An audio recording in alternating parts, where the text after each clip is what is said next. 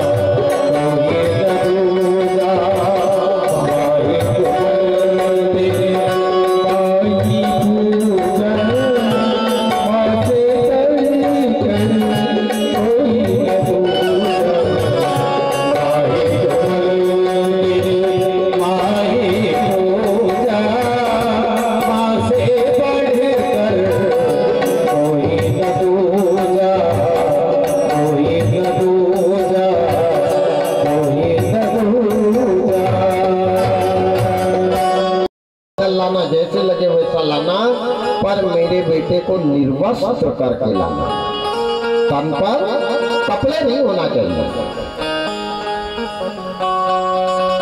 जिस माँ ने बेटे को आत्मा से आशीर्वाद दिया है, उस बेटे को काल ने भी नहीं ले गया। इस बात का भी मैं आपको प्रमाण बताऊंगा। प्रहलाद को जब होलिका जलाने ले गई थी ना, तब प्रहलाद की माता कयाधु ने अपने बच्चे के माथे पे तिलक लगा करके कहा था कि बेटा, अगर सच्ची माँ होंगी मैं और मैंने जीवन में पतिव्रत धर्म का पालन किया होगा तो होलिका नहीं, होलिका के जैसी 1000 होलिका आ जाएगी तो भी बेटा तेरे को जला नहीं सकती। ये माँ के आशीर्वाद के कारण प्रहलाद बचा था।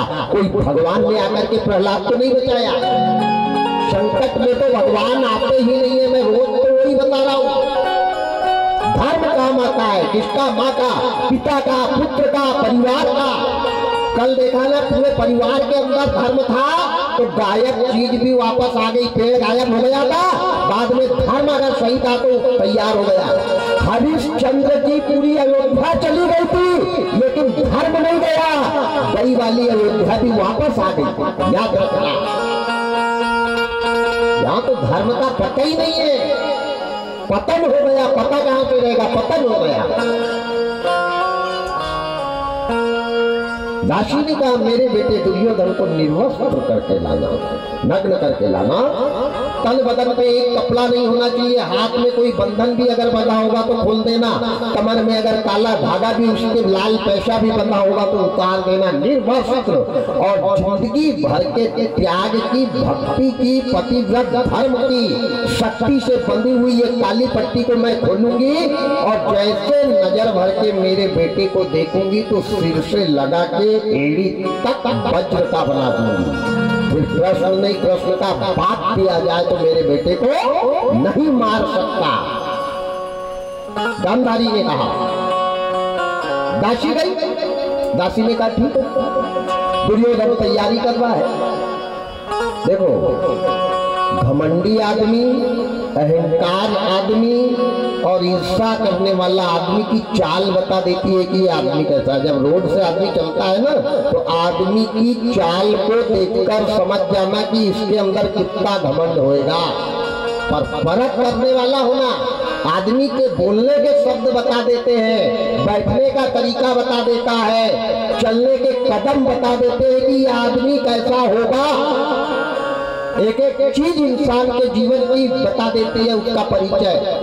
अब यहीं पे दासी गई, दासी ने जाकर के आवाज लगाई, राजा, ओ राजा। दुर्योधन दौड़ के आया, क्या बात है दासी?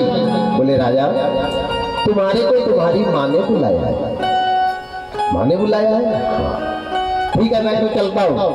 अंदर गया, अंदर जाकर के नहाया धोया, कवच कुंडल पहने, तलवार फसाली, तरकस रख लिया, बाण रख लिया एक हाथ में। अब बताओ, माँ से मिलने जा रहा है या कोई का गला काटने जा रहा है? किसके पास कैसे जाना? माँ बाप के सामने बेटे को कैसे जाना चाहिए? गुरुजी के सामने शिष्य को कैसे जाना चाहिए? भगवान के पास भक्त को कैसे जाना चाहिए? अतिथि के पास याचक को कैसे जाना चाहिए? ये सब तरीके हैं। अब माँ से मिलने जा रहा, क्या माँ का गला काटेगा?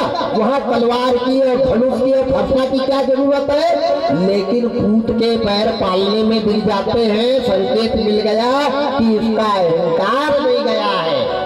और जब तक इंसान के जीवन से अहंकार नहीं जाएगा तब तक उसको किसी भी क्षेत्र में सफलता नहीं मिलेगी। अहंकार पाप को भूले, तू माया देख मत भूले। अहंकार ही पाप है, अहंकार ही असफलता का कारण है।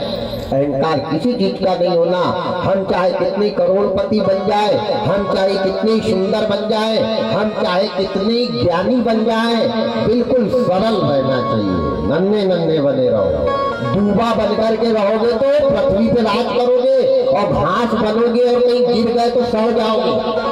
याद रखना, घास बड़ा होता है और उसके ऊपर से पानी एक बार चला जाए, जो लंबा होता तो डबल से उठता नहीं है, दूबा नीचे ही नीचे फैलती है, उसके ऊपर से पूरा समुद्र भी चला जाए तो भी वो अपना मकान बनाना नहीं छोड़ती। ऐसे छोटे बन करके रहोगे तो इस दुनिया में, इस गांव में, इस पंचायत में राज करोगे, देश में राज करोगे, और जरा भी घमंड आया कि समझ जाओ फिर तुम्हारा अंत होने वाला है।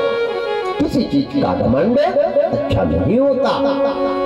आज परमात्मा दीन बंधु दीनानाथ, दुर्योधन कवच कुंडल धारण करने लगा, धनुष बाण धारण करने लगा। दासी आई, दासी ने कहा राजा ऐसे नहीं चलना है। बोले फिर कैसे चलना है? हाथी पे चले? बोले हाथी नहीं, हाथी पे चलो, रथ पे चलो, जिससे भी चलो, पर ये जो तुमने पहने ये सब उतार दो। तुम्हारी माँ ने तुम्हारे को निर्वस्त्र बुलाया है। निर्वस्त्र यानी नग्न, शरीर पे कुछ नहीं होना। दुर्योधन ने की उम्र है 50 साल। 50 साल, अरे बेटा 50 का हो जाए नहीं 100 का हो जाए, अगर माँ बाप जिंदे है तो माँ बाप के लिए तो वो बेटा ही रहेगा ना। कि 50 का हो गया तो बाप बन जाएगा उनका, बेटा तो बेटा ही है। दुर्योधन ने कहा मैं नंगा होकर के जाऊंगा, गांव में से जाऊंगा, गांव के लोग पागल बाबा आ गया करके पत्थर मार मार के मार डालेंगे मेरे को, तो और जाऊंगा कैसे गांव में? तो दुर्योधन को आ गई शर्म, और जिसको धर्म के काम में आई शर्म उसके फूट गए करम। शर्म आ गई। इनने कहा देवी दासी ये कैसी बात कर रही? नहीं नहीं राजा, तुम्हारी माता जिंदगी भर के त्याग, भक्ति, पतिव्रत धर्म की जो पट्टी आंखी में काली बंधी है वो खोलने जा रही है, और वो खोल करके नेत्र भर के तुम्हारे को देखेगी तो तुम्हारा शरीर वज्र का बन जाएगा। भैया इसलिए निर्वस्त्र चलो। दुर्योधन ने दासी का कहना माना। इनने कहा दिन में नहीं जाएंगे, अपन एक काम करते हैं रात के 12 बजे चलेंगे, क्योंकि 12 बजे रात में सब सो जाते हैं, दिन का समय है। कुछ लोग खेती में काम करते हैं, कुछ स्कूल में रहते हैं, कुछ ड्यूटी से आते, आने जाने वाले लगे रहते, कोई ना कोई देखेगा, कुत्ता हो ज्यादा रहते, वो भूखने लग जाए, कई लोग जुड़ गए तो अपनी तो 12 बजा देंगे, इसलिए अपन रात के 12 बजे चलेंगे। इन्होंने कहा ठीक है 12 बजे चलेंगे। आराम करने लगी दासी वहीं।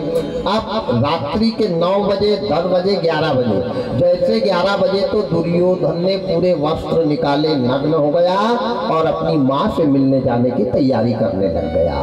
इधर पांडव के दल में भीम, कल भीम का युद्ध है, जिससे यही दुर्योधन से भीम ने अपने बेडरूम में गए हैं, मकान में रजाई ओढ़ लिया और सो रहे हैं।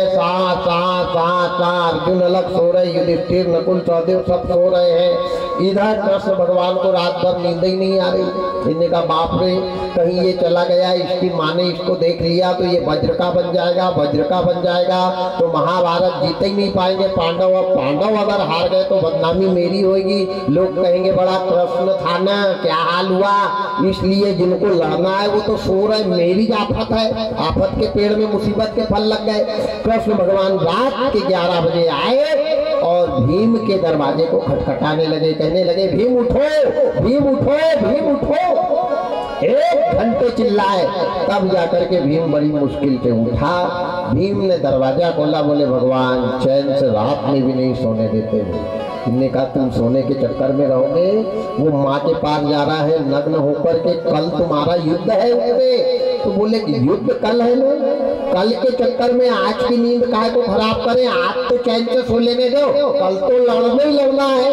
इनने कहा अरे लड़ना नहीं, वो नंगा होकर के माँ के पास जा रहा है, माँ ने कहीं नजर भर के देख लिया तो वो वज्र का बन जाएगा, और अगर वो वज्र का बना तो महाभारत में तुम्हारी जीत हो ही नहीं सकती। इनने कहा हमारी जीत हो या हार हो हमारे को कोई चिंता नहीं, बदनामी तुम्हारी होगी, लोग कहेंगे बड़ा कृष्ण था ना।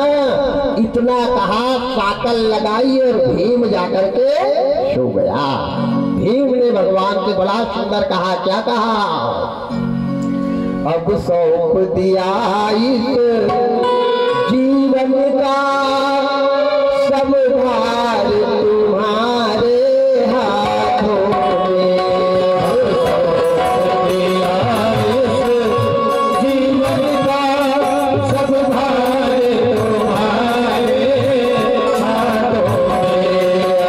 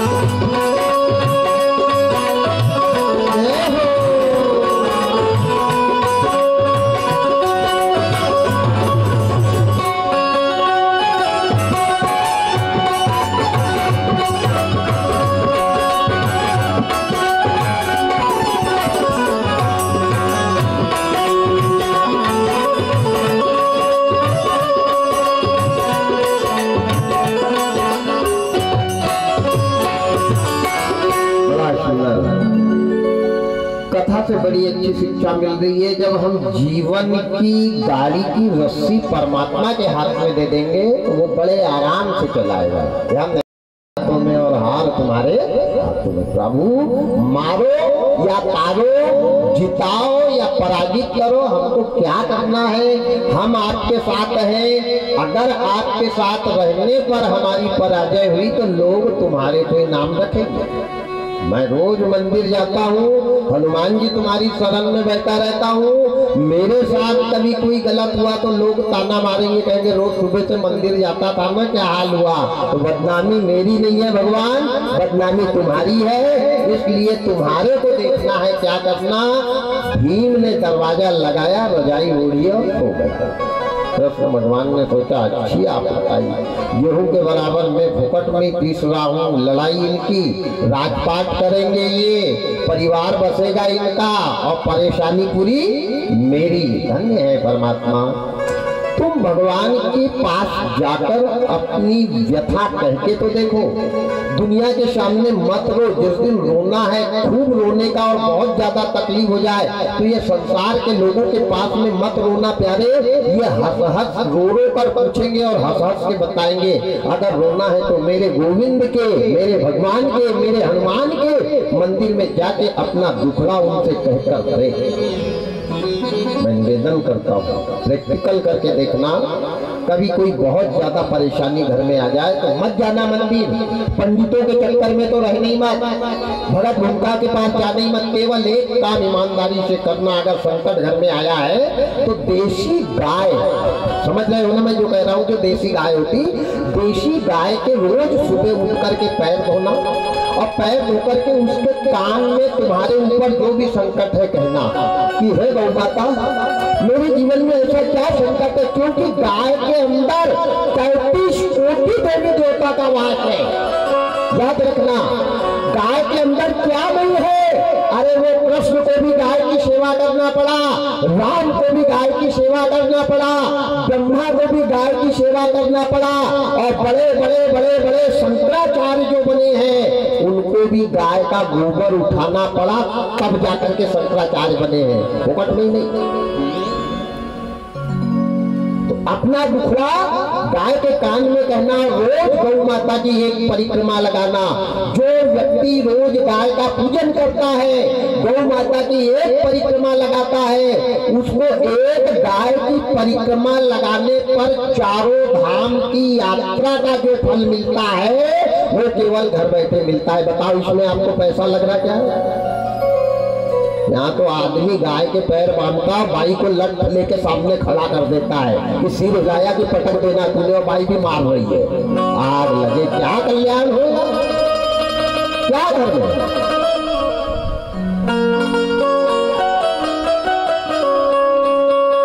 भारत देश के धर्म की रीढ़ की हड्डी है गाय, याद रखना। जब जब गौ और कन्या पे अत्याचार हुआ है तब तब भगवान ने किसी न किसी रूप में आके सृष्टि का नाश किया है।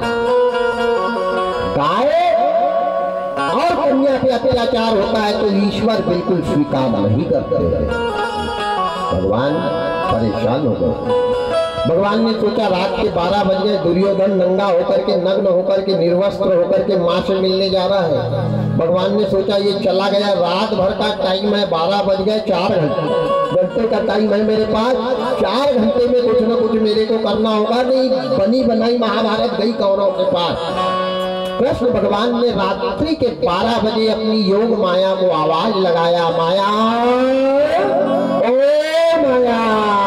जैसे माया को आवाज लगाया, भगवान की माया कन्या का रूप लेकर के भगवान के सामने आ गई। जैसे भगवान के सामने आई, बोले प्रभु मेरे को अर्धरात्रि में याद क्यों किया आपने? इनने कहा हे माया, दुश्मन नंगा होकर के माँ से आशीर्वाद प्राप्त करने जा रहा है, और माँ का अगर इसको आशीर्वाद मिल गया तो मैं भी इसका बाल बाका नहीं कर सकता। देखो भगवान खुद कह रहे हैं कि जिस बच्चे को माँ का आशीर्वाद मिल गया भगवान भी उसका कुछ बिगाड़ नहीं सकता। जाको राखे पाइया। एक उपाय कर, क्या उपाय कर? बोले ये नंगा होकर के जा रहा है, महीने का गुड्डू बना दे, मेरे शरीर को छोटा कर दे, और जब मेरे को 5 साल का गुड्डू बना दे मेरे को भी नंगा कर दे, क्योंकि नंगे के बराबर अब नंगा बनना पड़ेगा तभी काम बनेगा। तो योग माया ने ऐसा भगवान को व्यापा कि भगवान बाल रूप में आ गए, 5 साल के बच्चे बन गए भगवान, और माया ने उनके पूरे शरीर पर के कपड़े उतार कर फेंक दिए।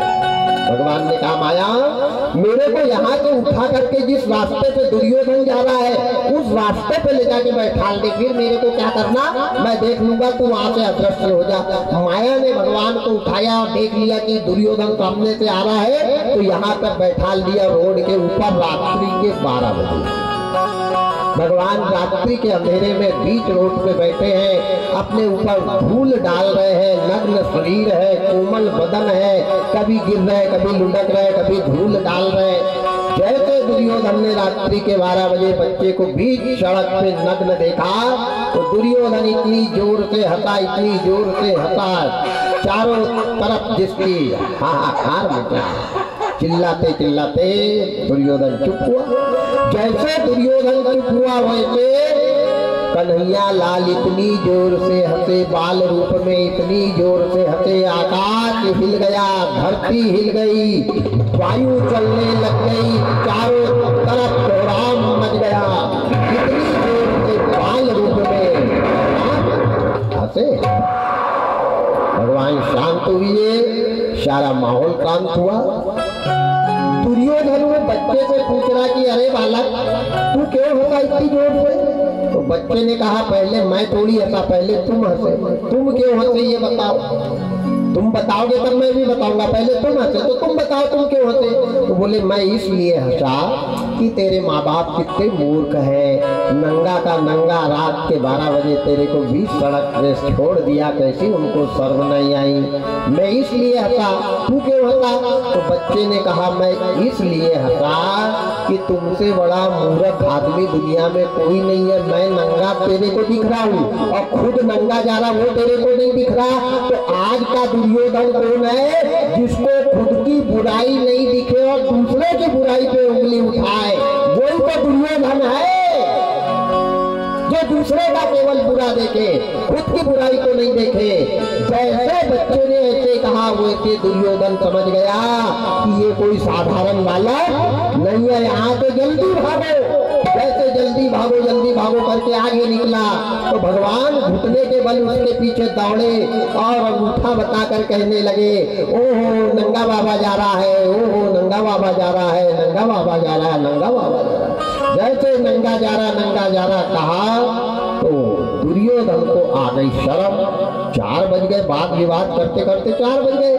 4 बजे से गांव के लोग उठने लग जाते हैं, कोई मॉर्निंग वॉक पे जाता है, कोई घूमने जाता है, कोई खेत में जाता है, कोई गाय लगाने, कोई भैंस लगाने, सारे गांव के लोग उठ जाते हैं। 4 बज गए, सब जागने लग गए। दुर्योधन ने सोचा भगवान सही बात है, मैं नंगा जाऊंगा, गांव के लोग सब उठ गए, सुबह सुबह कोई दौड़ गया, कोई ने मार दिया, कहीं मैं मर गया तो मेरा क्या होगा। तो दुर्योधन ने सोचा माँ ने भी नंगा होकर के बुलाया है, नग्न जाना भी है, कपड़े मत पहनना कहा। उन्होंने कहा ठीक है, माँ ने अगर बुलाया है निर्वस्त्र तो मैं कपड़ा नहीं पहनूंगा। दुर्योधन गया एक केले के पेड़ के पास और केले के पेड़ के पास जाकर के बहुत बड़ा केले का एक पत्ता काटा और केले के पत्ते की कमर में लगा ली लंगोट। जैसे लंगोट लगाई है केले के पत्ते की, वैसे भगवान ने जवाब दे दिया। भगवान ने कहा अब तेरी माँ नहीं, तेरी माँ की माँ की माँ की माँ भी आ जाए तो भी तेरे को बचा नहीं सकता। क्यों कि होगा वही जो परमात्मा को मंजूर है, तभी तो बाबा लिखते हैं कोई है सोई जो राम रचिया,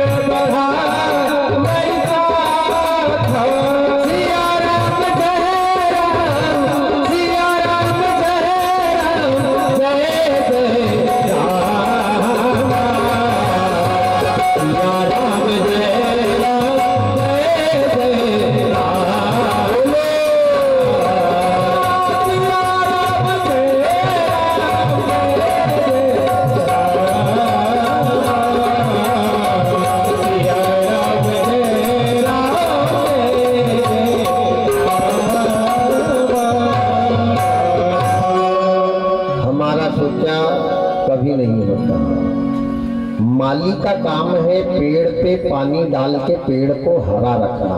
फल लगाना माली का काम नहीं है। फल तो ऋतु के आने पर ही लगता है। माली सींचे 100 घड़ा, ऋतु आए फल होए। ऋतु आने पर ही फल लगता है। सिर्फ माली का काम है पेड़ पर पानी डालना। वैसे ही हमारा काम है धर्म रूपी पेड़ पे सत्संग का पानी डालना। एक न एक दिन समय आने पर फल आपको मिलेगा।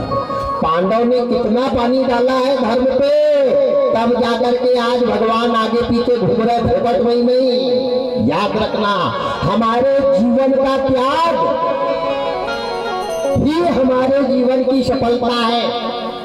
तो त्यागने का मतलब ये नहीं कि घर छोड़ के भाग जाओ।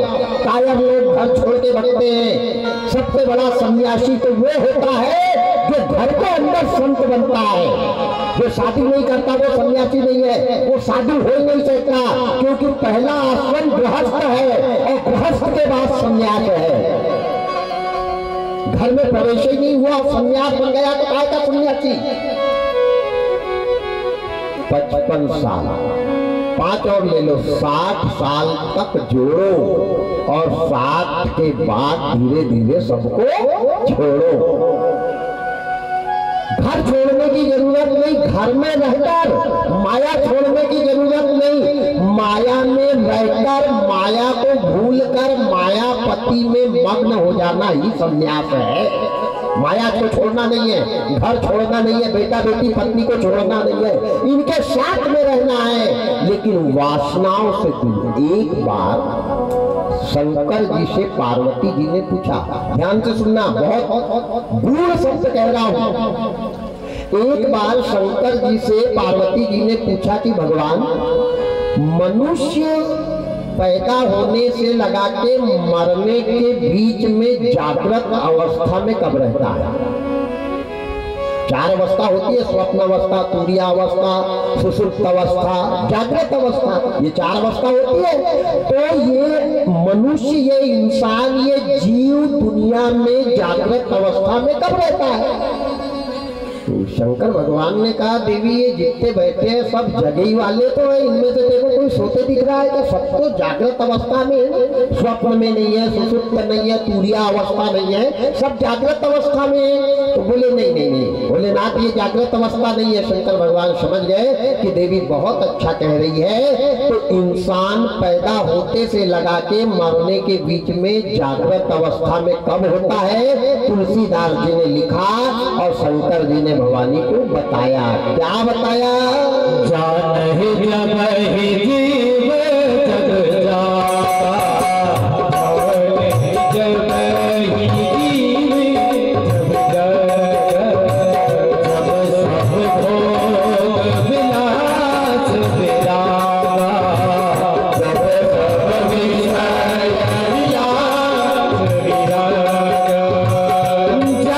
विरागा, जानहि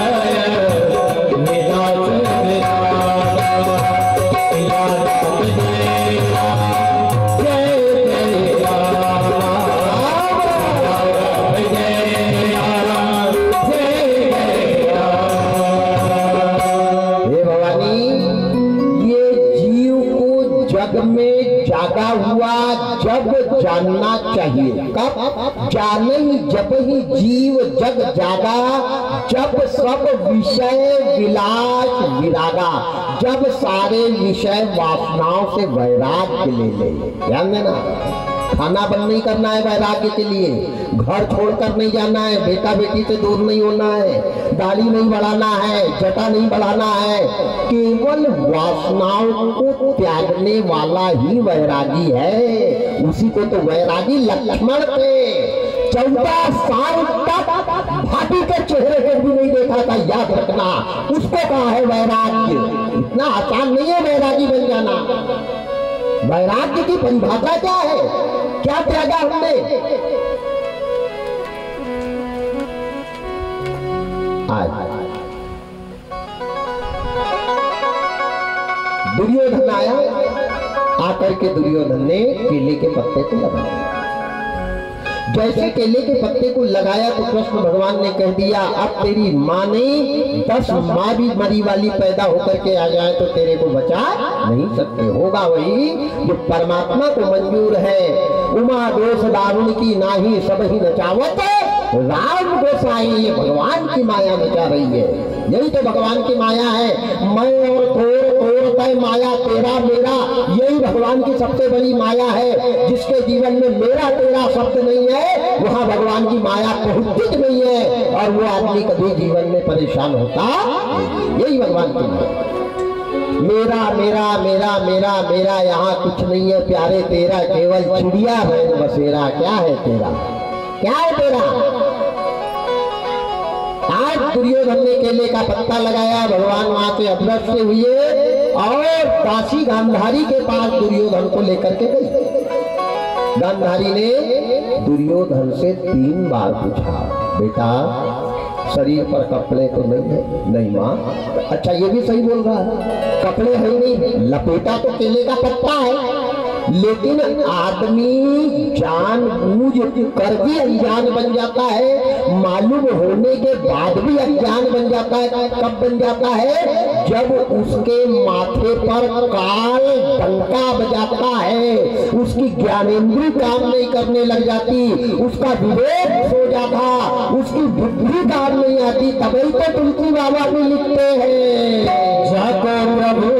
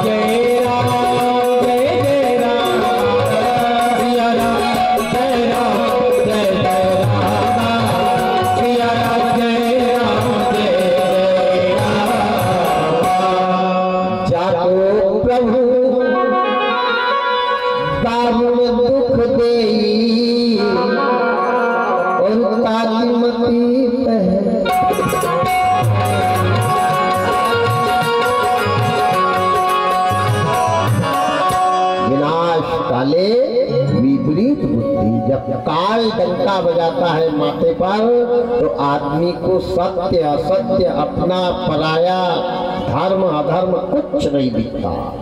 आदमी अंधा कब होता है? बुढ़ापे में कोई अंधा नहीं होता, याद रखना।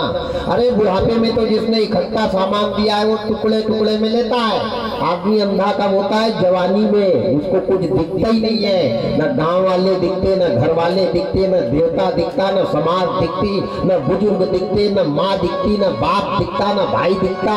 सबसे बड़ा आदमी अंधा जवानी में होता है और जवानी को हर आदमी पचा नहीं सकता। हनुमान बनना पड़ेगा जवानी पचाने के लिए, याद रखना।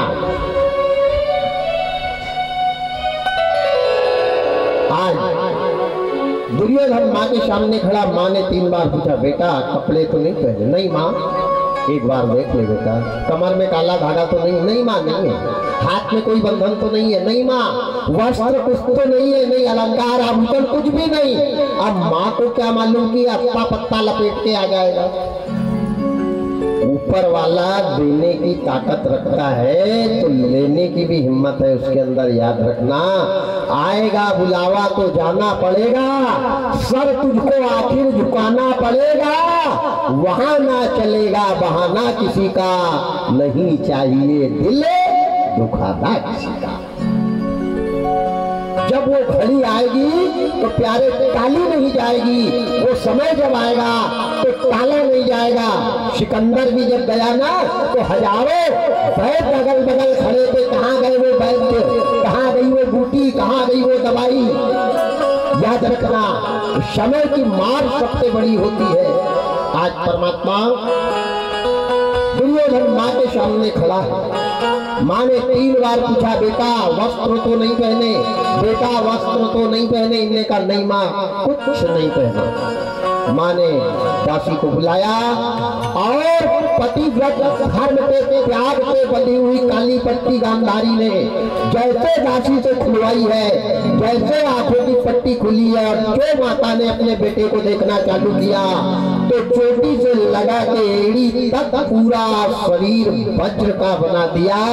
लेकिन जितनी जगह में केले का पत्ता लगा हुआ था उतनी जगह दुर्योधन के मौत का कारण बन गई, कमजोर रह गई, नाजुक रह गई, उतनी जगह वज्र की नहीं बन पाई। जैसे नेत्र की पूरी ज्वाला खत्म हुई और जो गांधारी ने बेटे को देखा तो बेहोश होकर के जमीन पर गिर गई। आज को याद करने लग गई। परमात्मा, माँ जान गई कि अब मेरा बेटा बच नहीं सकता, अब मेरे बेटे को कोई बचा नहीं सकता। और आज मेरे बेटे के साथ जो छल हुआ है ये अवश्य वही छलिया है कन्हैया जिसने मेरे बेटे के साथ छल किया है। माता बेहोश होकर के पड़ी है। ध्यान देना, माँ का क्या कसूर था, माँ की क्या गलती थी। बेटा 99 मर गए लेकिन जीते जी माँ मर रही है। कुछ ऐसी तो औलाद है जो माँ बाप अच्छे हैं लेकिन औलाद की वजह से मर मर कर जी रहे हैं। याद रखना, आज गांधारी बेहोश होकर के गिर गई, दुर्योधन वरदान पाके आया। अच्छा, ये बात किसको मालूम है? 2 लोगों को, एक कृष्ण भगवान को और एक गांधारी को। बाकी किसी को ये बात का ये रहस्य मालूम नहीं है। अब कैसे आई है? दूसरा दिन महाभारत में रणभूमि में, समर भूमि में भीम का और दुर्योधन के युद्ध का है। कृष्ण भगवान रथ लेकर के गए। जैसे भगवान गोविंद ने समर भूमि में अपना शंखनाद किया है, दुर्योधन दहाड़ता हुआ उधर से रथ लेकर के चला आया। ऐसे तीर पे तीर चल रहे हैं, मानो पहाड़ पे पहाड़ टकरा रहा है। आकाश घबरा गया, पृथ्वी हिलने लगी, शेष भी कांपने लगे। पापाचार, अत्याचार, ऐसे बाणों की बौछार चली है। विश्व पितामह बाणों की शैया पे तड़प रहे हैं, रो रहे हैं, चिल्ला रहे हैं, प्राण में निकल रहे हैं। धृतराष्ट्र बैठा बैठा अपने 100 पुत्रों की मौत को देख रहा है। ध्यान देना, सबसे बड़ा पाप क्या है? बाप अपने बेटे को अपने कंधे पे मरघट ले जाए, इससे बड़ा और कोई पाप होगा?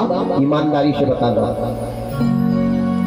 बाप अपने स्वयं के बेटे को मरघट कंधे पे लेकर के जा रहा, इससे बड़ा और कौन सा पाप होगा? बाबा घर में बैठे हैं, नाती का 10वां हो रहा है, बताओ इससे बड़ा और क्या पाप होगा? सास मांग भर रही है, बहू विधवा हो रही है, बताओ इससे बड़ा और क्या पाप होगा? और कौन सा पाप देखने का रह गया है? धन्य है परमात्मा, वारे विधाता, अजब तेरी लीला, गजब तेरा खेल।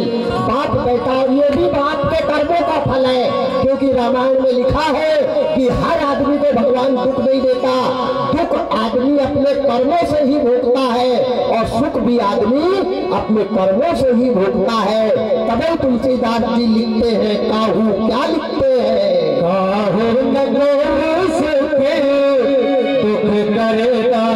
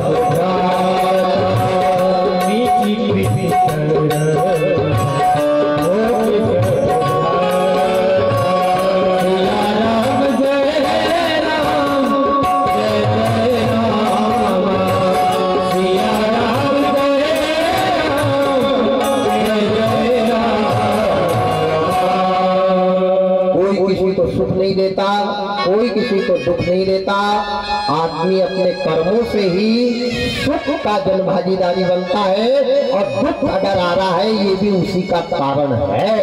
धृतराष्ट्र आज बैठा है 100 बेटे को मरता हुआ देख रहा है, कारण क्या है? कारण अत्याचार देख कर भी अपनी औलाद को नहीं रोका था। ये वही धृतराष्ट्र है। जब पांडव का कालर पकड़ के हस्तिनापुर से निकाल कर भगाया था, तब यही धृतराष्ट्र चुप था। जिस दिन विदुर जी की कालर पकड़ के दुर्योधन ने भगाया था, तब यही विदुर देख रहा था। आज तेरे कर्मों का फल तेरे को भी देखना पड़ेगा। जो जस करहि सो तस फल चाखा। वारे परमात्मा, वारे विधाता। गांधारी रो रही है, तड़प रही है। भीष्म पितामह बाणों की सैया पर पड़े हैं। सारा समर भूमि रक्त से लहूलुहान है। 99 बेटे अक्षौहिणी सेना मरी पड़ी है। जैसे गर्मी के दिन में आम के पत्ते नीचे गिरते हैं, ऐसे समर भूमि में वहां लाश पड़ी थी। क्या समय रहा होगा, कैसा काल रहा होगा। दूसरा दिन आया युद्ध, भीम का और दुर्योधन के युद्ध का। दोनों में परस्पर जैसे युद्ध छिड़ा है, एक दूसरे के ऊपर बाण संधान करने लगे, मुष्टिक प्रहार करने लगे, मल युद्ध होने लगा, मुगदल युद्ध हुआ। लड़ते लड़ते लड़ते लड़ते लड़ते लड़ते लड़ते दुर्योधन ने भीम को ऐसा धोया, ऐसा धोया, ऐसा धोया, जैसे हाथ के ऊपर कोई धोबी कपड़ा धोता हो, ऐसा भीम को धोया है। याद रखना, भीम मुगदल मारता था दुर्योधन का, तो मुगदल के टुकड़े हो जाते थे, क्योंकि माँ का आशीर्वाद था। और जो बच्चा माँ का आशीर्वाद ले लेता है, काल भी उसका बाल बाका नहीं करता है। कालम महाकाल कालम कपालम गुनागार संसार पारम न तो हम तुषारात्र संकाश गौरम नीरम मनोभूत कोटि प्रभासी शरीरम। वो शरीर को काल भी हाथ नहीं लगाता, जिस पे माँ का वरदान होता है। भीम की मुगदल के टुकड़े टुकड़े बगरने लग गए। भीम को दुर्योधन ने अंतिम युद्ध में ऐसा धोया जैसे घाट पे कोई धोबी कपड़ा धोता हो। घबरा गया। अच्छा, जब ये दोनों लड़ रहे थे ना, तो कृष्ण भगवान ने पीछे गर्दन घुमा ली। क्यों पीछे गर्दन घुमा ली? कि इसकी भी ठंडी हो जाने दो, नहीं कहीं इसको घमंड हो गया तो और आपस। तो कृष्ण भगवान युद्ध हो रहा इधर और देख रहे इधर पीछे। तो भीम ने सोचा कि अब यहाँ रहना अच्छी बात नहीं है। समर भूमि छोड़ करके भीम भागने की तैयारी में था। और क्षत्रिय का सबसे बड़ा धर्म है गौ गीता गंगा, और देश के लिए समर भूमि में प्राण गवा देना, लेकिन समर भूमि में दुश्मन को पीठ बताकर नहीं आना। ये क्षत्रिय का धर्म है। मरना है तो देश के लिए मरो, मरना है तो माँ बहन की रक्षा, बुजुर्गों के सम्मान के लिए मरो, मरना है तो परिवार की आन बान शान के लिए मरो, मरना है तो हिंदुस्तान की बॉर्डर पे जाके दुश्मन से लोहा लेकर मरो। नहीं फिर तो कुत्ते भी मरते हैं, फिर उनके मरने में और हमारे मरने में फर्क क्या है? मरना इतना आसान नहीं है। मरने में अगर मजा नहीं आया तो मरना किस काम का? धन्य वो लोग हैं जो देश के कफन में लिपट कर जाते हैं, जिनके आगे पीछे हजारों करोड़ों सैनिक चल रहे हैं, वो मरना है, उसको कहते हैं मौत। मरकर भी अमर नाम कर गए देश के लिए, वो है मौत। और आज बहुत अच्छा पर्व भी है, गुरु जयंती है, शिक्षक दिवस है आज, और सभी नन्हे नन्हे बालक स्कूल के आचार्य प्रधानाचार्य आप सभी आए हैं। आप सभी का व्यास मंच से बहुत बहुत वंदन, अभिनंदन, बहुत बहुत साधुवाद। गुरु और शिष्य के जो रिश्ते होते हैं, थोड़ी सी 2 मिनट का उस विषय पे चले अपन। गुरु और शिष्य का क्या संबंध है? आज तो वारे अंधा कानून, 14 साल हम भी गुरुकुल में रहे हैं। 14 साल, 1-2 महीने, 2-4 महीने नहीं, 14 वर्ष गुरुकुल में रहे हैं। गुरु की नीति क्या है, गुरु की नीति क्या है? पहले बच्चे को गुरु को पिता समझ के छोड़ दिया जाता था। इस बात का प्रमाण रामायण है। विश्वामित्र जी जब राम लक्ष्मण को लेकर के गए तो दशरथ जी ने गुरु जी के पैर पड़े थे, विश्वामित्र के पैर पड़े और कहा कि गुरु जी आप इनके गुरु नहीं, आज से आप इनके पिता हो, तुम मुनि पिता आज नहीं कोई। रामायण में लिखा है कि आज से तुम पिता हो, चाहे इनको दंड देना, चाहे इनको मारना, चाहे इनको कसौटी पे कसना, क्योंकि तुम्हारे को गुरु की नहीं पिता की पदवी है। तो जितने भी नन्हे नन्हे बच्चे बैठे हैं, स्कूल के विद्यार्थी बैठे हैं, ध्यान से सुनना, गुरु तो है ही है, लेकिन इनकी दूसरी पदवी पिता की भी बताई गई है। पिता से बढ़ के गुरु होता है। अगर पिता को क्या अपने पुत्र को मारने का अधिकार है या नहीं है, काटने का अधिकार है या नहीं है? लेकिन धन्य वो कलयुग आज ऐसा बैठा है कि आज शिक्षक बच्चे को हाथ भी नहीं लगा सकता। ध्यान देना, अगर हाथ लगाया तो पालक लठ लेके पहुंच जाएगा कि तू खिलाता है क्या? अरे राम राम राम राम राम राम राम। बताओ, जिस गुरु को शिष्य को प्रताड़ित करने का अधिकार नहीं है, बोलने का अधिकार नहीं है, मार नहीं सकता, डांट नहीं सकता, हमको क्या मालूम कि हमारा बच्चा वहां बैठ करके क्या कर रहा है? ध्यान देना, मैं पूरे ग्रामवासी से निवेदन कर रहा हूँ कि स्कूल के टीचर की शिकायत अगर बच्चा जिस दिन बताता है तो बच्चे की बात को बिल्कुल नजरअंदाज करना। कोई ऐसा गुरु दुनिया का नहीं है बिना कारण अपने शिष्य को प्रताड़ित करे। और शिष्य और गुरु के तो वो रिश्ते हैं मेरे भाई। एकलव्य को गुरु दीक्षा देने से द्रोणाचार्य ने मना कर दिया था, तो मिट्टी के गुरु जी बना लिए थे। एकलव्य ने एक लक्ष्य था, जो बच्चा स्कूल जाकर के अपने गुरुजी को प्रणाम करता है, यहाँ जात नहीं देखी जाती। गुरुजी अगर रोड से जा रहे हैं तो शास्त्र कहता है कि बच्चे को चारों हाथ पे लंबे करके माँ बाप से ज्यादा गुरु को दंडवत करना चाहिए। राम जी रामायण में लिखा है, क्या लिखा है? राम जी उठते बराबर क्या करते थे? बाबा चौपाई लिखते हैं, क्या लिखते हैं? रात काले उठे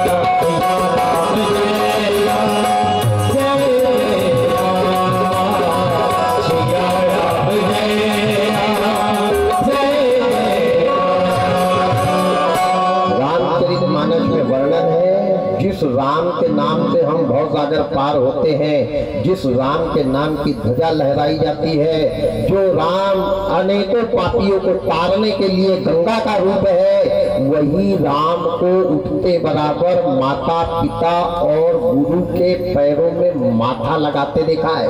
प्रात काल उठ कर रघुनाथा, ना वही मात पिता गुरु माथा। हाथा नहीं लिखा है, माथा। यहाँ तो माथा लग रहा है ना हाथा लग रहा है, कहीं ना लाथा लगाती है। कहाँ हाथा और माथा? तो शिष्य वो होता है जो स्कूल जाने के बाद, गुरु क्लास में जाने के बाद, गुरु के समक्ष होने के बाद उनके पैरों में माथा लगाए। यहाँ जात नहीं देखी जाती, यहाँ बिरादरी। अगर हम भी यहाँ मंच पे बैठे हैं तो सबसे पहले हम इन्हीं गुरु के पास गए हैं और इन्हीं गुरु की देन है, इन्हीं गुरुजनों का चरणों का आशीर्वाद है जो आज यहाँ हम बैठे हैं। ऐसे गुरुजियों को, ऐसे गुरु परमात्मा ब्रह्म को मैं मंच से सादर प्रणाम करता हूँ। और जितने भी बच्चे हैं सबसे मेरा यही निवेदन है कि गुरुजी के लिए आन बान शान में न्यौछावर कर देना, गुरुजी के सामने कभी वाद विवाद की स्थिति ना आए और गुरुजी के शब्दों पर जीवन भर खड़े उतरना, कलेक्टर बन जाना, इस स्कूल से जाके मजिस्ट्रेट बन जाना, प्रधानमंत्री बन जाना, बहुत बड़े शंकराचार्य बन जाना। लेकिन ये गुरु जब आपके सामने आए तो इनके पैरों में माथा टिकाने में कभी शर्म मत करना, क्योंकि इन्हीं की देन है जो आज हम यहाँ बैठे हैं। बोल सद्गुरुनाथ महाराज की जय हो। जितने भी गुरुजन आए हैं ग्राम के शिक्षा ग्रह के, उनको मैं मंच के पास आवाहित करूंगा। सरपंच साहब उनको माल्यार्पण करें। आज पर्व है, बहुत अच्छी बात है। जो भी गुरुजन है वो आ जाए मंच के पास। और नाम से तो मैं जानता नहीं हूँ, 2 मिनट का समय, गुरु मेरी पूजा वंदना हो जाती है। अगर यहाँ गाँव के शिक्षक आए हैं तो वो मंच के पास आ जाए। श्री सीताराम गाँव के और बाहर के भी कोई शिक्षक होंगे तो वो भी आ जाए, इसमें कोई तो मन की बात नहीं है।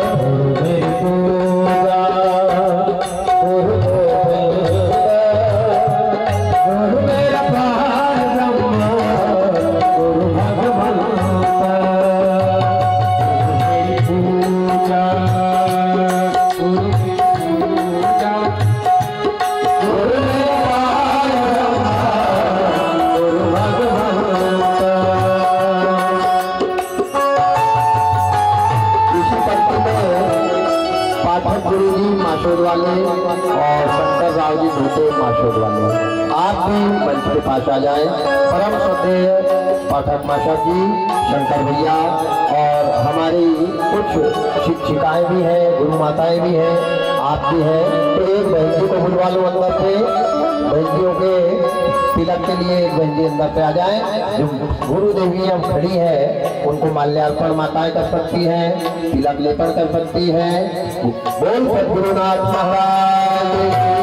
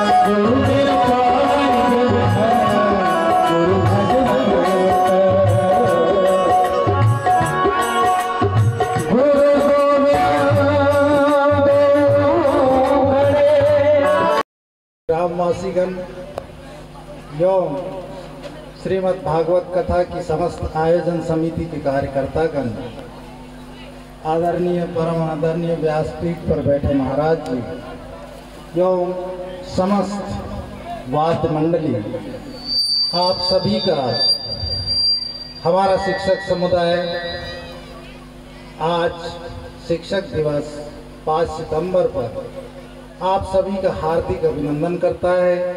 आप लोगों ने जो हमारे शिक्षक वृंदों का आज इस भागवत मंच से सम्मान किया है, हमारे बच्चों को जो आशीर्वचन इस व्यासपीठ से प्राप्त हुए हैं, हमारा शाला परिवार और हम सभी छात्र छात्राएं तहे दिल से आप सभी का हार्दिक अभिनंदन स्वागत करते हैं और आपके आशीर्वचनों का अनुसरण करते हुए हमारे छात्र भी आपकी बातों का, आपके विचारों का सम्मान करेंगे।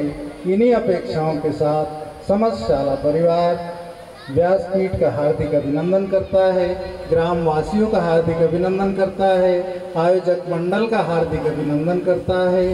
धन्यवाद। क्षत्रिय अगर समर भूमि छोड़कर दुश्मन को पीठ बताकर भागता है तो कायर घोषित किया जाता है उसको। जैसे भीम समर भूमि छोड़ करके भागने लगे, अचानक कृष्ण भगवान की नजर पड़ी कि भीम भाग रहा है और पीछे से दुर्योधन दौड़कर आ रहा है, तो भगवान ने जरा भी देर नहीं लगाई और भीम को इशारा किया। भीम को कन्हैया लाल मंझले भैया कहते थे। इनने कहा, मंझले भैया अहो, मंझले भैया अहो, मतलब मुगदल घुमाओ और उसके कमर की जोड़ पर लगाओ। भीम ने देखा मौका और लगाया मौका। जैसे भीम ने एक ही मुगदल का प्रहार किया तो दुर्योधन को 2 खंड में बांट डाला और दुर्योधन के प्राण बंधे निकल गए, प्राणांत हो गए। दुर्योधन के गुरु द्रोणाचार्य के पुत्र का नाम था अश्वत्थामा। अश्वत्थामा को बड़ा बुरा लगा, क्योंकि मेरे पिताजी का शिष्य है, मेरा गुरु भाई है।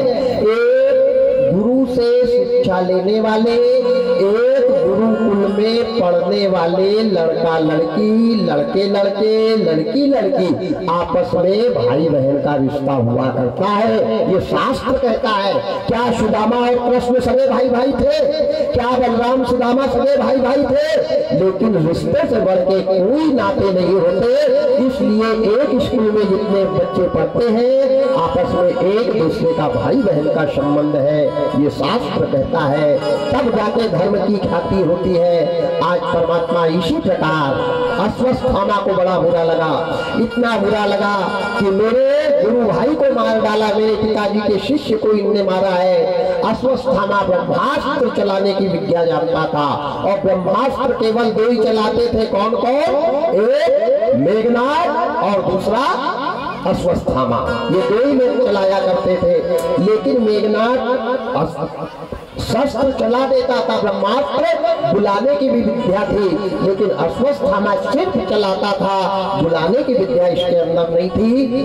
बड़ा बुरा लगा, क्रोध किया, क्रोध करके धनुष बाण निकाला और अश्वत्थामा ने एक ब्रह्मास्त्र संधान किया और कह दिया ब्रह्मास्त्र से कि पांडव के वंश में, पांडव ने जैसे कौरव के वंश को नाश किया है, समाप्त किया है, हे ब्रह्मास्त्र जितने भी पांडव के वंश में पुत्र वधु है उनके गर्भ के बच्चे गर्भ में मर जाए, ऐसा कहकर ब्रह्मास्त्र का संधान किया। जो छोड़ा तो 14 भुवन में अंगार के जैसे ब्रह्मास्त्र चला है। 33 कोटि देवी देवता घबरा रहे हैं, पृथ्वी कांपने लगी, समुद्र खौलने लगा, आकाश गरजने लगा, नारद चारों तरफ भागने लग गए, आस्ते को राम कर दिया। उसी समय अभिमन्यु की पत्नी उत्तरा गर्भवती थी। अभिमन्यु कहाँ मरा?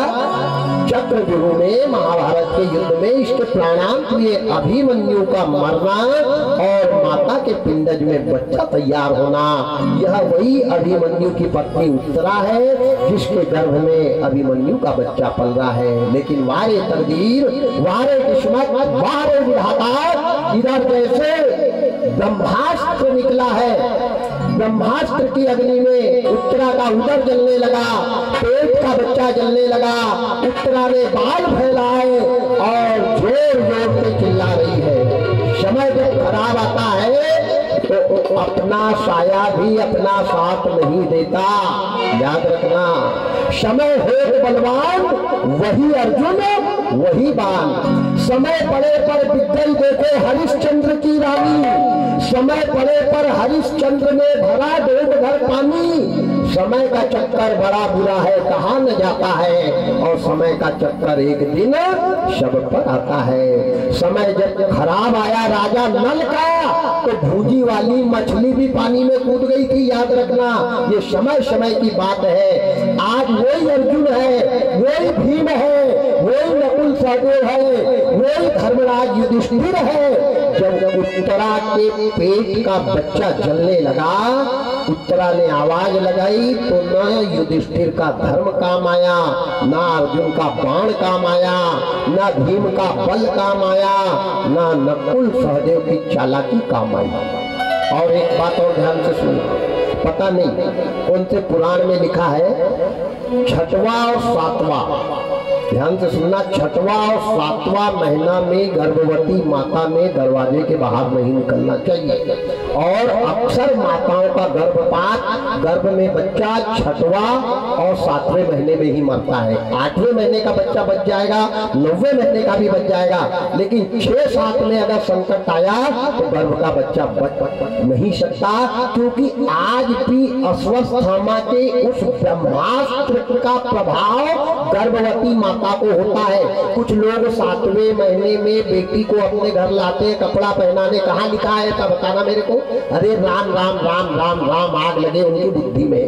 6वें और 7वें महीने में बेटी को दरवाजा के बाहर, गर्भवती माता को दरवाजा के बाहर नहीं जाने देना चाहिए। ना जाने उस दुराचारी अश्वत्थामा का शस्त्र का प्रभाव कब नारी के ऊपर हो जाए। तो ये 2 महीना नारी के बहुत सावधानी के होते हैं। अरे इतने कपड़ा पहनाना है तो लड़की के पिताजी को यही लाके पहना देगा तो क्या ब्याज लग जाएगा, तेरे घर ले जाएगा तभी पहनाए, दुनिया कहेगी क्या। हो रहा है 90% यही हो रहा है। 6वें महीने का गर्भपात हो गया, 7वें महीने का बच्चा बच्चा ही नहीं, ये हो रहा है। इसका कारण लड़की के माँ बाप है। अगर लड़की के सास ससुर लड़की को नहीं भेजे तो तांडव खड़ा कर दे, क्या करो, अकल कौड़ी की नहीं, तनख्वाह बढ़ाओ, धरना प्रदर्शन लगाए। 6वां और 7वां महीना बहुत सावधानी का है। जिस समय अश्वत्थामा ने ब्रह्मास्त्र छोड़ा था, उस समय उत्तरा के गर्भ में 7वां माह चला था, और उत्तरा गलियारे में बैठ करके कुछ सात्विक ग्रंथों का अनुसरण कर रही थी, पढ़ रही थी, धर्म की पुस्तक पढ़ रही थी। गर्भवती माता को गर्भ अवस्था में धर्म की पुस्तक, गर्भ गीता, गीता, रामायण, महाभारत ऐसे ग्रंथों को पढ़ना चाहिए। आने वाला संकट भी उस धर्म ग्रंथ के पढ़ने के माध्यम से टल जाता है। उत्तरा कुछ धर्म शास्त्र का अनुसरण कर रही थी, लेकिन वारे परमात्मा जैसे ब्रह्मास्त्र आया, उत्तरा के गर्भ का बच्चा जलने लग गया। चिल्ला रही है, बचाओ बचाओ। भीम, अर्जुन, नकुल, सहदेव, युधिष्ठिर सबको आवाज लगाई।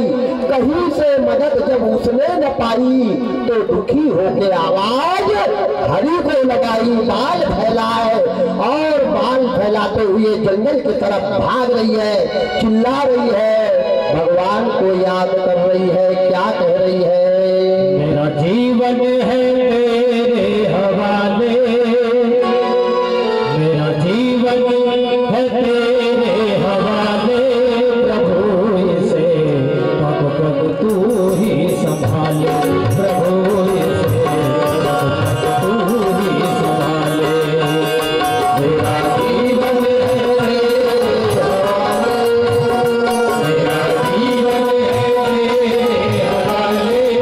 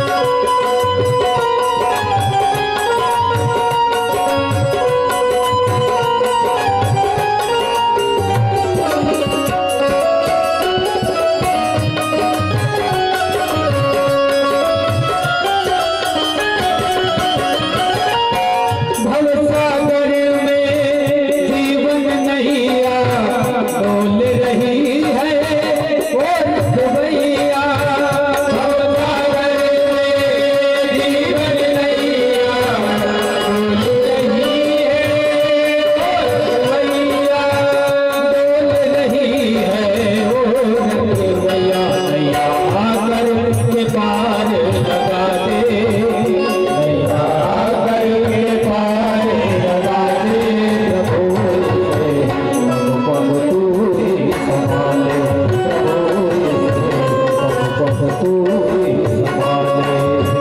मेरा जीवन है तेरे हवाले, मेरा जीवन है तेरे हवाले, तू ही संभाले, तू ही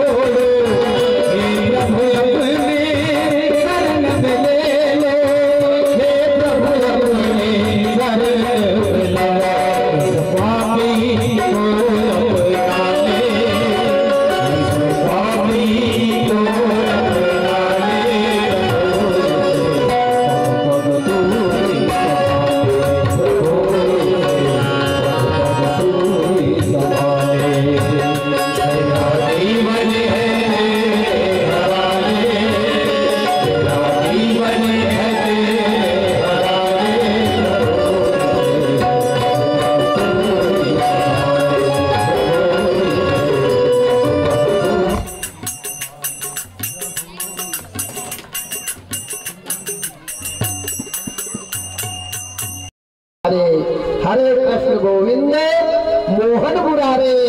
अजामिल अधम ने क्या की थी बुराई, मगर आपने उनकी बिगड़ी बनाई। तुरंत खुल गए उनके वैकुंठ द्वारे। हरे कृष्ण गोविंद मोहन मुरारे। सवै वर्ग में गजग्राह ने की लड़ाई, न गजराज की शक्ति कुछ काम आई।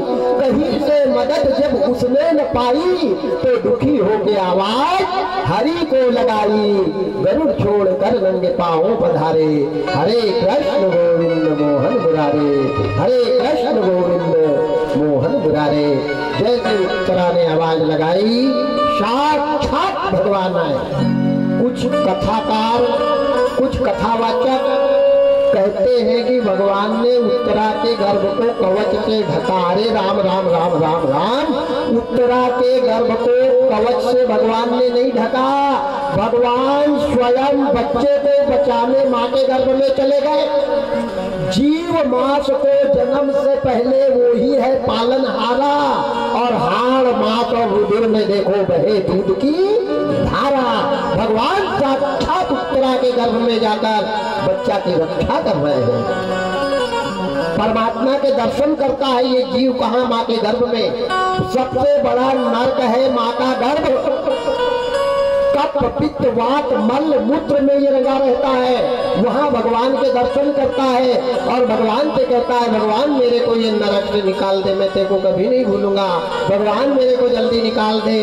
9 महीना तक केवल भगवान भगवान भगवान करता है, और जैसे बाहर आता है तो 9 सेकंड में भगवान को भूल जाता है, आवाजें ही बदल देता है, फिर चिल्लाता है मैं यहाँ, तू कहाँ, मैं यहाँ, तू कहाँ, मैं यहाँ, तू कहाँ, मैं इधर आ गया, तू कहाँ, तू तो दिख ही नहीं रहा। क्योंकि ये आंखी जब बंद होती है तो मायापति दिखते हैं, और ये आंखी से जब हम देखते हैं तो माया दिखती है। मायापति को देखने के लिए ये आंखी को बंद करना पड़ता है। माँ के गर्भ में बच्चे का तीसरा नेत्र खुला रहता है, और वो त्रिकाल नेत्र से वो देखते रहता है, भगवान के दर्शन करता है, भगवान की प्रार्थना करता है, भगवान से कहता है बाहर निकाल दो, बाहर निकाल दो। मुंह में मल मूत्र जाता है, नाक कान में मल मूत्र जाता है, वो घबराता है। सबसे बड़ा नरक।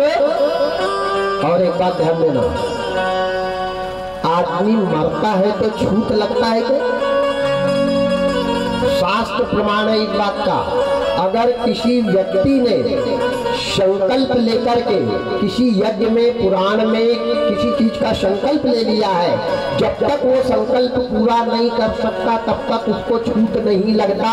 रामायण इस बात का प्रमाण है। राम जी ने वनवास जाने का संकल्प लिया था, दशरथ की मृत्यु हुई और राम ने रामेश्वर की स्थापना करी थी। बोलो करी थी कि नहीं? प्रमाण है इस बात का। और मृत्यु का चलो ठीक है, मृत्यु का छूट पूरे घर को नहीं लगता। एक बात मैं आज आपको क्लियर कर दे रहा हूँ, मृत्यू का छूट तो लगता ही नहीं है। आदमी यहाँ निर्मल होकर के जाता है, सारी बुराई छोड़कर निर्मल होकर जाता है। छूट किसको लगता है? जो अग्नि संस्कार करता है उसको, सिर्फ उसी लड़के को लगेगा, पूरे परिवार को छूट नहीं रहता। जिसने पिताजी का अग्नि संस्कार किया उसको भी छूट का लगता है।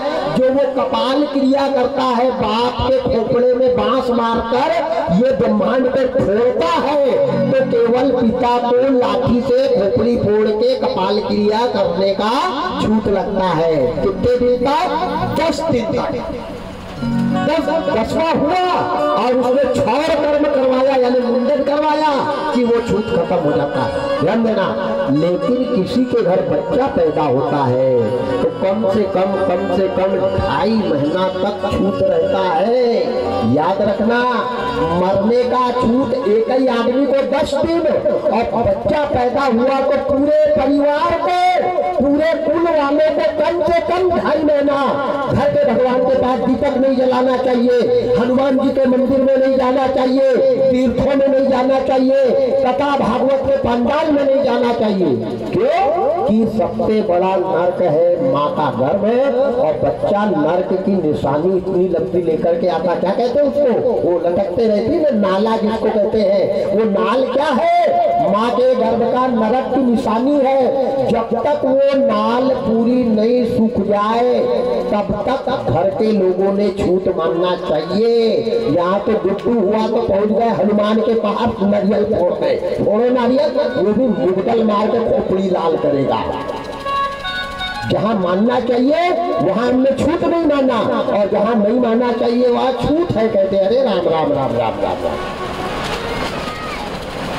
बड़ी विडम्बना है। गोपाल कृष्ण भगवान की जय हो। राजा परीक्षित का जन्म हुआ। 9 महीना तक भगवान ने गर्भ में रक्षा करी है। 9 महीना के बाद बालक का जन्म हुआ।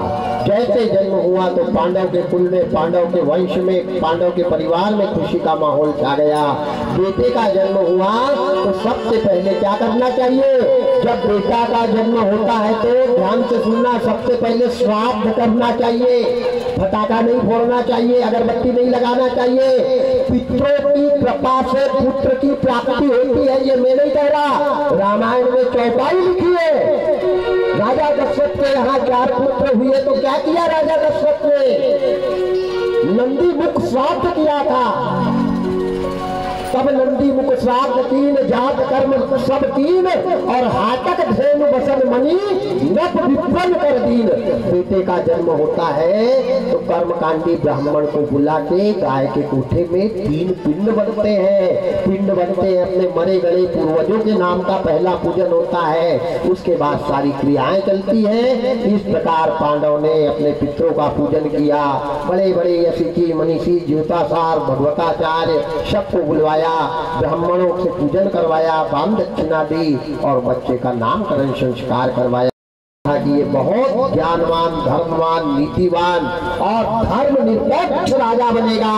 लेकिन इसके जीवन में काल से इसका सामना होगा, काल से इसकी परीक्षा होगी और ये परीक्षा में फेल हो जाएगा।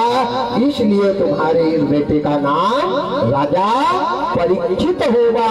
बोल भक्त और भगवान की जय। पांडव के वंश में राजा परीक्षित का जन्म हुआ। धीरे धीरे धीरे धीरे धीरे खुशी का माहौल, राजा परीक्षित बड़े होने लग गए।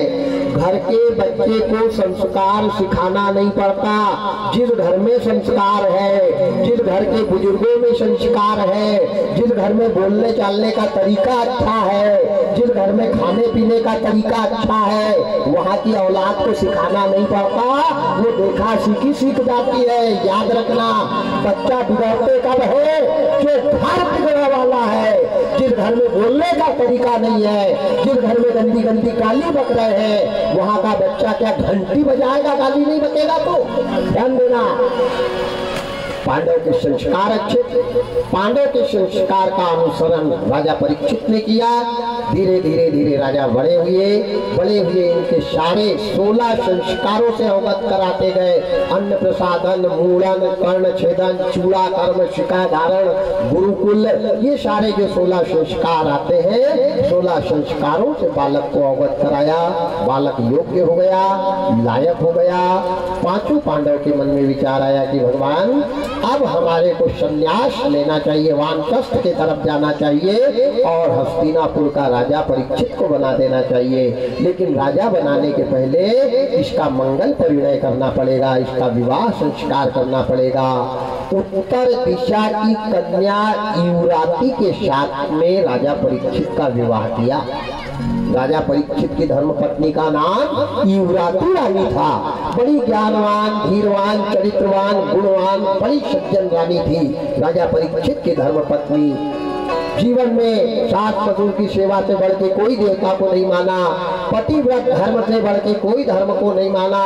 भगवान की ऐसी कृपा हुई कि एक दिन राजा परीक्षित के यहाँ 2 जुड़वा बेटे का जन्म हो गया, जिसका नाम रखा जन्मे और जय। ये जन्मे जय नाम के राजा परीक्षित के 2 बेटे हुए। जब बेटा के घर बेटा हो जाए तो घर के बुजुर्गों को क्या करना चाहिए?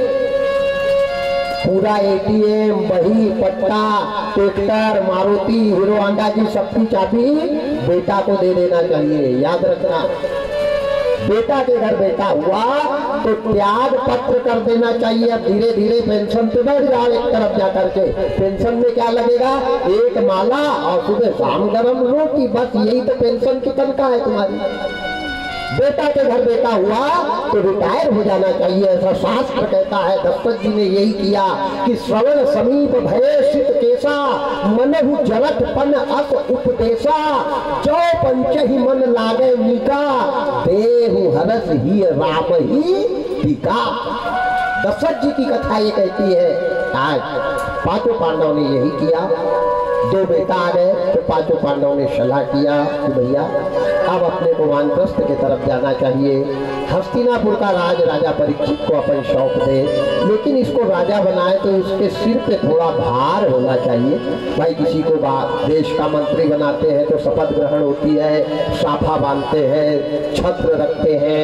ऐसे हस्तिनापुर का राजा जब परीक्षित को बनाया पांडव ने तो इसके सिर पर एक सोने का मुकुट रखा। ये सोने का मुकुट कहाँ से लाया था? मगध देश की राजा जरासंध को मार करके भीम ने ये सोने का मुकुट लाया था। याद रखना, हराम का एक पैसा 7 पीढ़ी को बर्बाद करता है, इस बात का प्रमाण राजा परीक्षित की कथा है। अनीति से, अन्याय से तिरस्कार करके जरासंध को भीम ने मारा था और उसका जो सोने का मुकुट था वो ला करके रखा। लेकिन वारे तकदीर, वारे किस्मत, इतने अच्छे राजा परीक्षित थे, उनको वही सोने का मुकुट पहना दिया, हस्तिनापुर का राज्य राजा परीक्षित को दिया। यहाँ तक की कथा आपको बताई। यहाँ से राजा परीक्षित के श्राप से लगा के कंस के जन्म तक की कथा रात्रिकालीन होगी।